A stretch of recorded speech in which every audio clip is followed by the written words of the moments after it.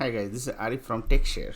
Today I'm going to show you guys how could you create your base design and partial design in headless SXA or in XM Cloud. So basically they're using the same model or same way. They're basically the same thing. So let's go and get started.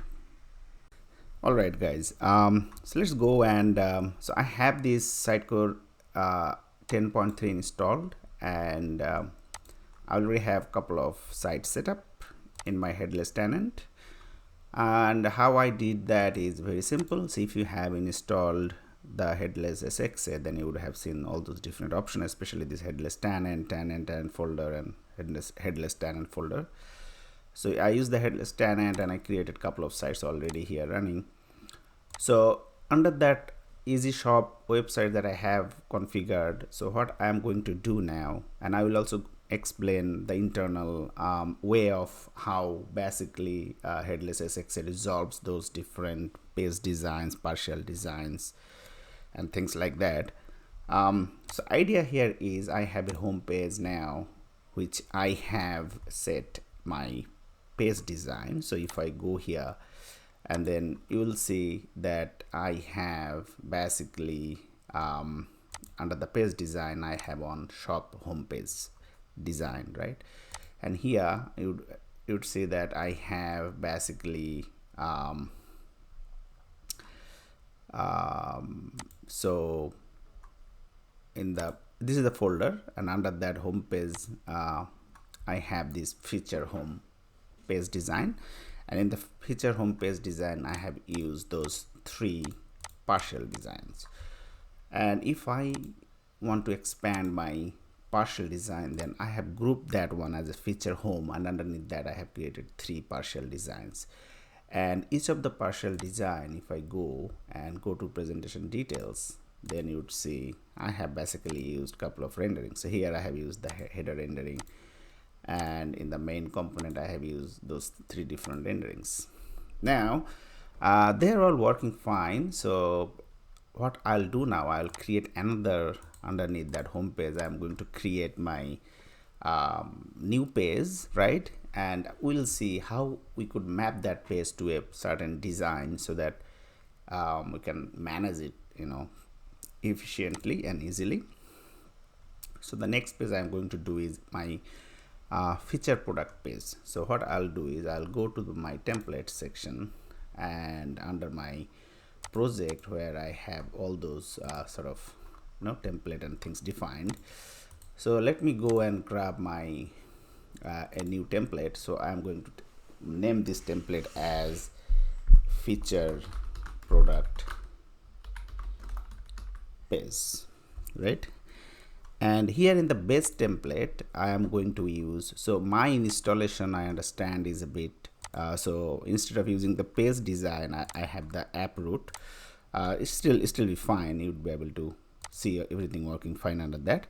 So this is my why I'm using app root as my base template, because I don't want to define all those different page related fields and configuration settings that SXA or headless or JSS provides. So I'm going to make sure that everything is just persisted as it is.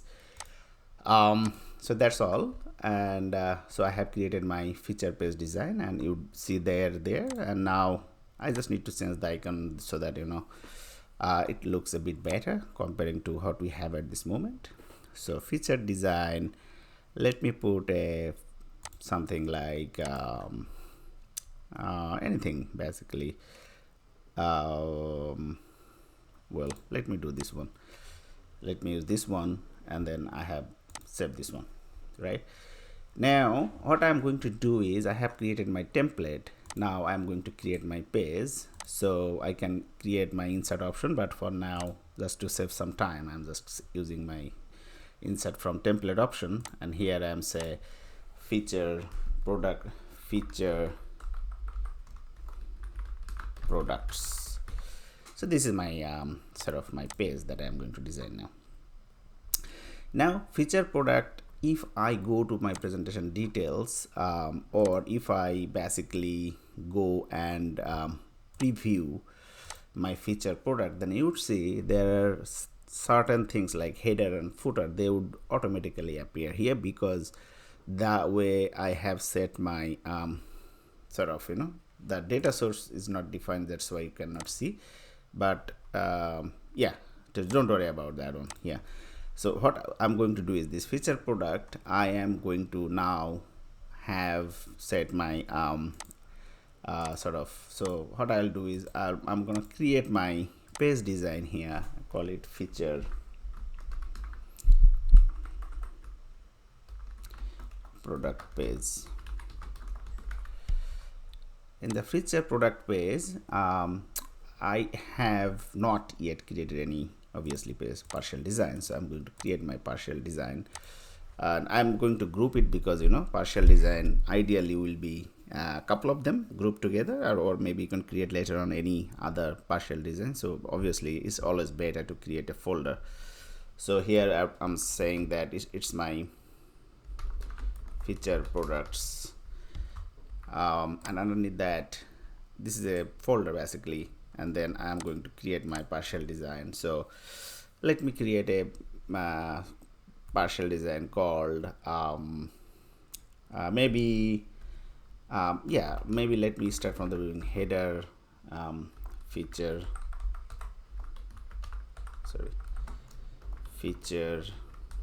product, and then I'm gonna create another one called main feature product. So I'm just going to group it. You can even create one that really up to you.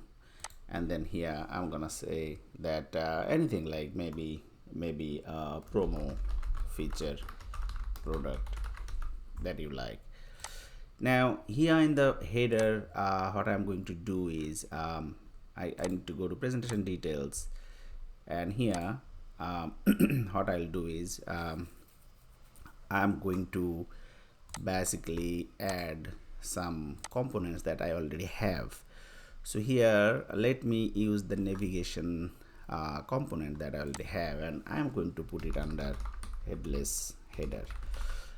So those are headless header, headless main, and headless footer, three placeholders that we have exposed here, right? And then in the header, if I want to set my data source here, then let me see if we have any data source defined under my page design here. So we don't have any data source defined, so let's just don't need to set anything at this moment. So navigation is there. Now I'll go to the feature main product, feature product partial design, and I'm going to add a couple of them here. First of all, need to select my hero banner maybe as a my very top one. So let me go hero banner and put it like headless main. And hero banner, you need to define a data source. So I'm going to simply going and setting my data source. So you have to be very specific here. So you just need to create the data source through your data source template. So I'm not going to show all those details. So just use them. Yeah. So now, let me set another one so that it looks a bit better. So hero banner, and then what I'm going to do is I'm going to create another one called maybe multi promo, for example. So here in my multi promo component, this is also be headless main, and here if I want to change the data source or select the data source, I'm going to select my data source, and what I'll do is it is here underneath that multi promo right here. So I'm not gonna do a lot of things, right? So that's there. And in the feature, let me go and basically create one which is my order cloud promo, order cloud I have created on component, I remember, which is my I see a lot of them are already there. Let me see what is the name of my promo component is called.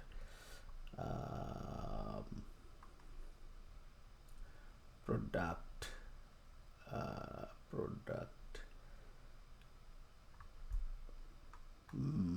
product details, OC product promo. Yeah, so this is my OC product promo, and let me put it here as well, headless main. And for that one, OC product promo, I might need to set a data source as well, and that should be under product promo,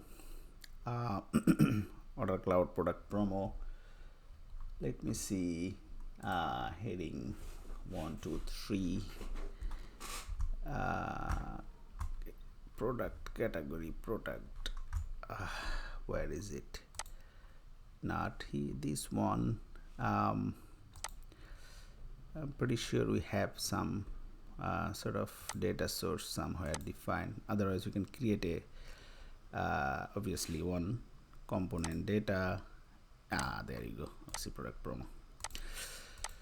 All right, so now couple of things noticing here, so I'll explain that one. So now I have created a feature product promo, but we haven't assigned that on yet. So what we are going to do now is we will say, hey, there is the feature product template that I used here under my, as a paste template, and use my design. So I'm also using the same design. So they are coming, this one coming from the template that we have created a feature product, that one template, and this one we just created here, this feature product page design. So now we need that page to be created here, and we have already done that one, right? Feature product, yes. So now if I go here and preview that one, so if everything works good, then we would see something here. If not, then we'll see what is the reason. All right, so it's not appearing at this moment, so we'll see what is the reason why it is not coming here. So feature product, and let me go to my page design one more time, and let me see, we have this feature product page, this is fine. And oh yes, so now we have this feature product page, but we haven't drag and drop any partial designs that you have created, right? So we need to go, so feature product, and we need to say, okay, header and then main and then promo. So this is the order we are using. Now if I go here and preview one more time, then I think we would get something interesting. Now we're, yeah, it's coming, something is coming, but still we can see that it's not basically working correct. And I know what is the reason behind that. We just need to, there are some issues in my basically in my one of the components, which is my navigation component. So what I'm going to do is I'm going to take this header navigation out. So for now, because I was doing some investigation, I totally forgot that one. So let me refresh this page one more time. Hopefully now we'll be seeing something interesting. Nice. So you can see here, so they are all coming. So this one is my couple of components, and also you can see the this one is basically my multi promo, sorry, that order cloud promo, which is not, the order cloud data is not coming. I guess the reason behind that is, let me clear some of my local data that I have, token or things, I restore for my order cloud.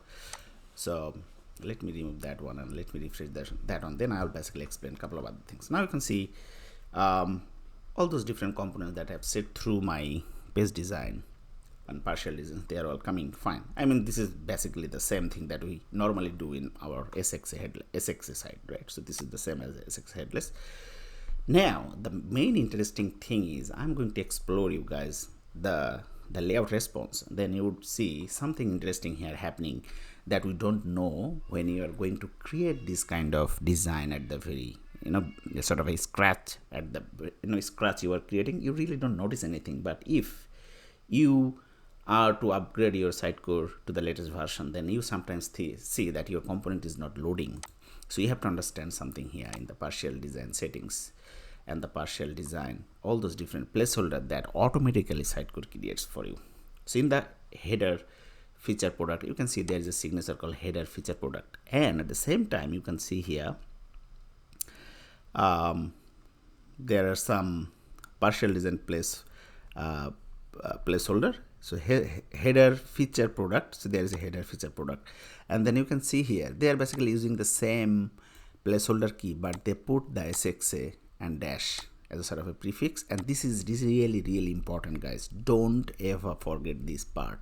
If you are going to upgrade your solution to the latest Sitecore, then you might not see they are automatically configured for you, because it's just the upgrade, or maybe something wrong they have put maybe when they do the upgrade Sitecore itself. So just go there and try to fix all those different things, like, okay, what are my partial design and the signature we are using. So we have to make sure there is SXA dash and the same name as a sort of your partial design. Now you would be wondering why we need these partial designs here. What is the reason behind that?